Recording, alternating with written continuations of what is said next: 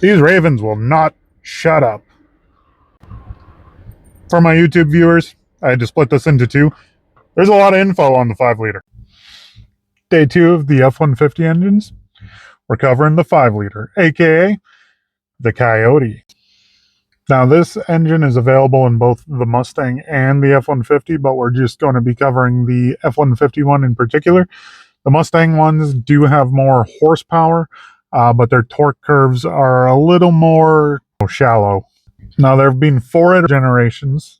The first one being in the 2011 to 2014 F-150. They made 380 pound-feet of torque, 360 horsepower. Second generation making 385 horsepower and 387 torque. Third generation making 395 horsepower and 400 torque. And the fourth generation making 400 horsepower and 410 torque. Now, I do find that the sweet spot for the 5 liter, if you're not going to supercharge it, is the second generation.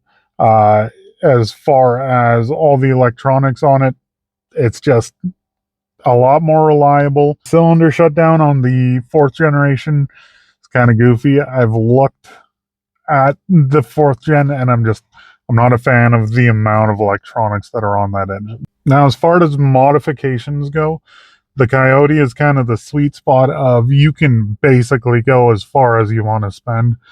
There are cheap modifications, there are expensive modifications, there are tons of options for intake manifolds, there's tons of options for headers, both long tube and short tube. Just like every other F-150, there's tons of exhaust options. I mean, that's going to be the same for all of the engines, but the 5 liter definitely sounds the best. I mean, if you are looking for a vehicle that all you care about is when you rev it out, it really sounds exotic, the 5 liter is the way to go. Plus, you have supercharger and turbocharger kits out there. They do get pretty pricey at 10 grand-ish range, so, up around the 14, 15,000. And if you're paying someone else to install it, it just goes up and up and up. But there really is no limit to how far you can go. You can get stage 2 and 3 transmissions that will handle more horsepower.